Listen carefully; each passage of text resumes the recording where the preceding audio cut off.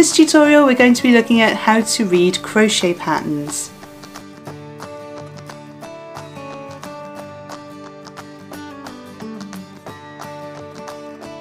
Hi, my name's Karen Stanger and welcome back to Conquer Crochet. So you're here to find out how to read crochet patterns.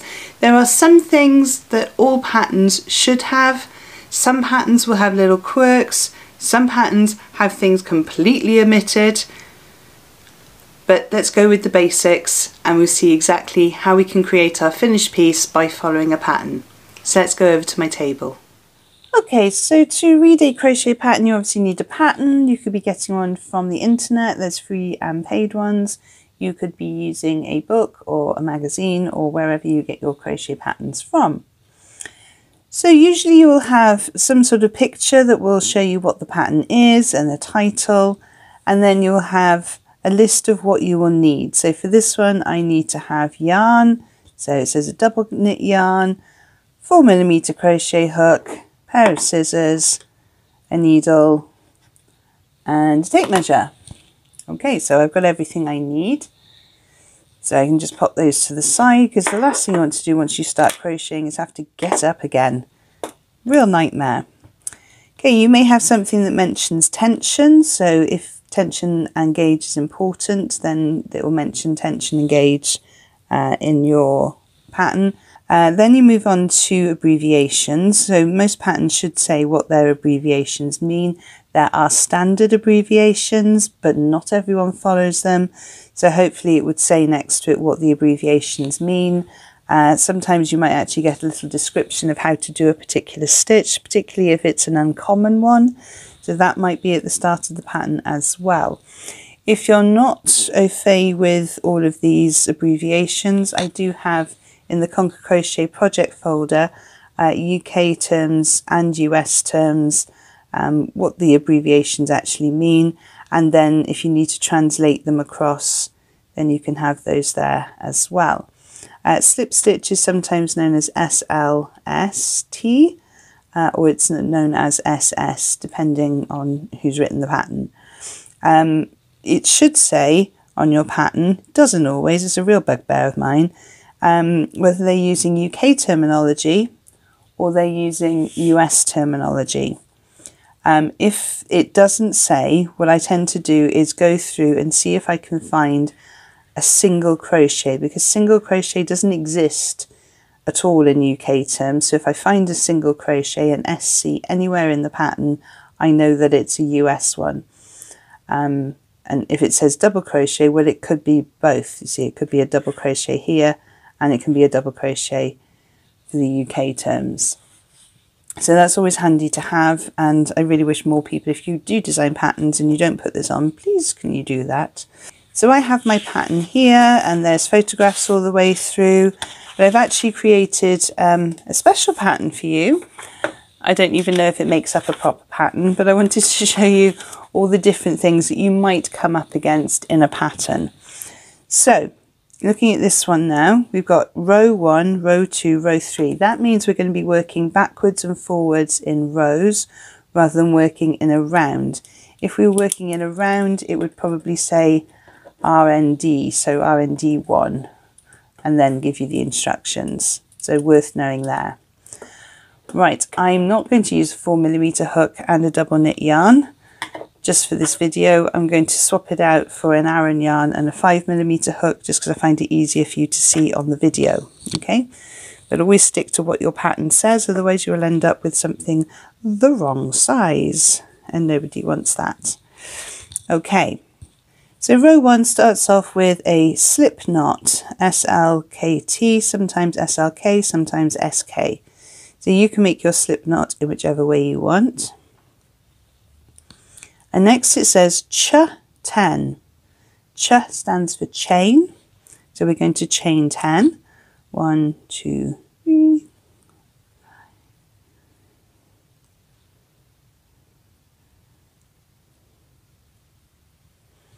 So I have my chain 10. Then it says Ch2, turning chains.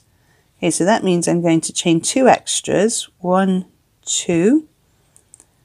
But when I come to work, I'm not going to work in those 2 chains, I'm going to work in the first one there. It may also say chain 12, so they add them all together, and then it will say working in the third chain from the hook, as it does here. So we're going to half treble in the third chain from the hook, so you never count the one on the hook. So 1, 2, 3, we're going into that chain there with a half treble, so yarn over. Now if you're not sure how to do any of these stitches, I do have tutorials on those that I will link in the descriptions below. Then it says half treble in each st to the end. St is stitch, so half treble in each stitch to the end. Okay.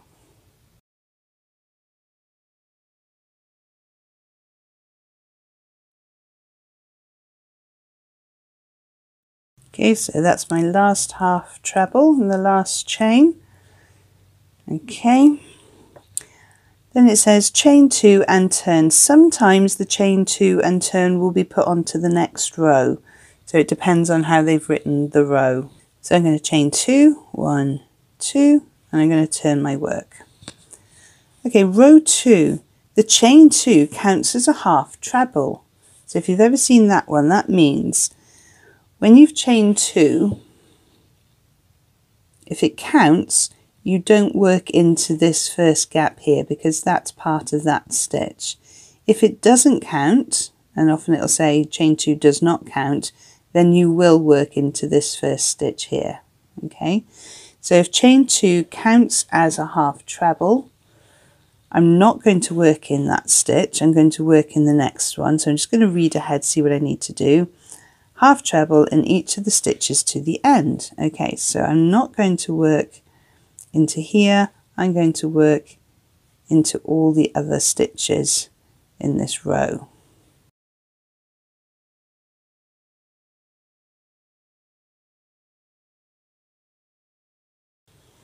Okay, so I've half trebled all the way up to the end, and then it says chain 1 and turn.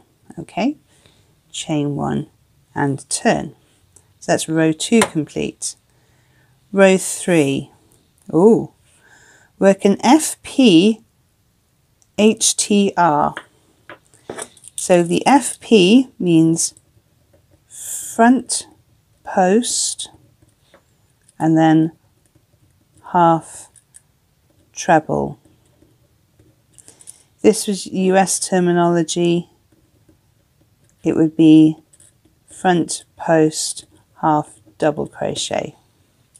Okay, so and we're going to do that in the first treble from the previous row, sorry, the first half treble from the previous row.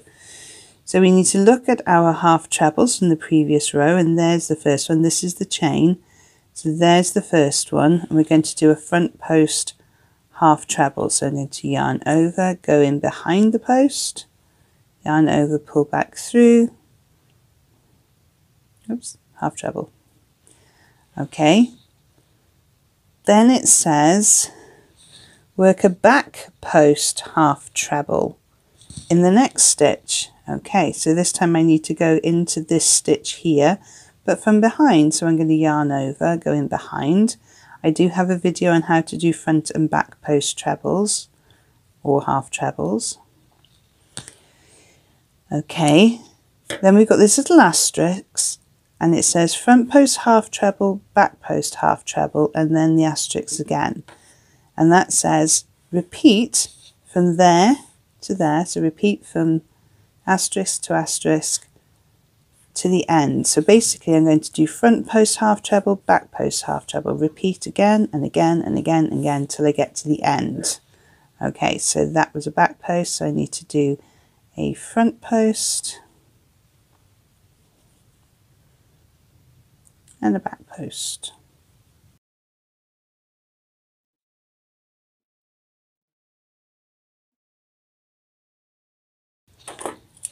Now I just realised I need to do something here, I forgot about this.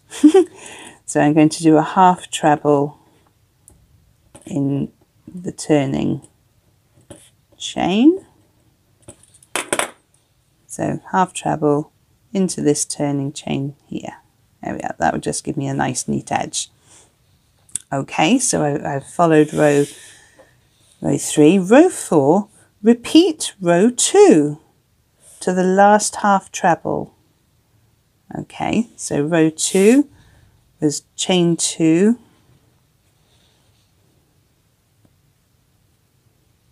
so chain 2 from here, sorry, and turn, and then chain 2 counts, so we're going to do a half treble in each of the other stitches.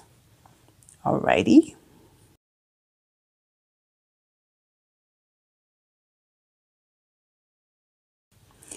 Okay, so I now have repeat of row 2 here. So obviously this isn't going to be anything in particular, I'm just showing you how each of these things work, so it's not going to be a perfect piece of work, so please don't judge. Okay, so row 5 then, so I'm going to chain 2 and turn. Okay, it doesn't say anything about the chain 2 counting, so I'm going to assume it doesn't. Right, I'm going to do a double crochet in the first stitch. Okay, half treble in the next stitch. Oh, we've got one of these asterisks again, right. And we've got brackets. Okay, so everything inside the brackets is going to happen in the next stitch. So in the next stitch I need to do a double crochet and 3 half trebles and a double crochet. Okay, so let's go. So I got double crochet, 1 half treble, 2 half trebles, 3 half trebles, and another double crochet, because that was all in the bracket there. Then it says slip stitch in the next stitch.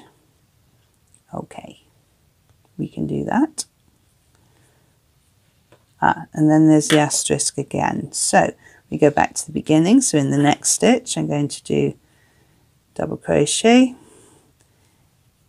1 half treble, 2 half trebles, 3 half trebles, oops, double crochet. Oh, and then it says repeat until the last stitch. Okay, so I'm not going to do the last stitch. So slip stitch in here, and then I repeat that again. So double crochet, half treble, half treble, half treble, oops, double crochet, and then it says leave it to the last stitch. Okay, so I'm not going to do my slip stitch because I'm at my last stitch, and in my last stitch I'm going to do a half treble in the last stitch. So always worth reading the whole row first, so you don't merrily go ahead and do something and then go, oh, I've got to undo it. Oh, hang on a minute, which one do I undo? And it gets confusing, so read the whole row first. Okay, then it says to fasten off. So to fasten off, you yarn over and pull through, and then you snip off your end. Sometimes it might say do not fasten off yet, because there's something else they want you to do. Okay, so there's our lovely little piece of work. So we followed all the 5 rows through. Some had repeats in brackets, some just had the repeats with the asterisk. So that's basically how to read a pattern. Make sure you have all the things that you need to hand when you start off. Make sure you have an abbreviation guide if you're not au fait with the stitches and what the terminology is. And there are other things in the Conquer Crochet Project folder that might help you. So we have the hook sizes. So if you work in the metric millimeters, or if you work with the letters, or if you work with the numbers, that's in there as well.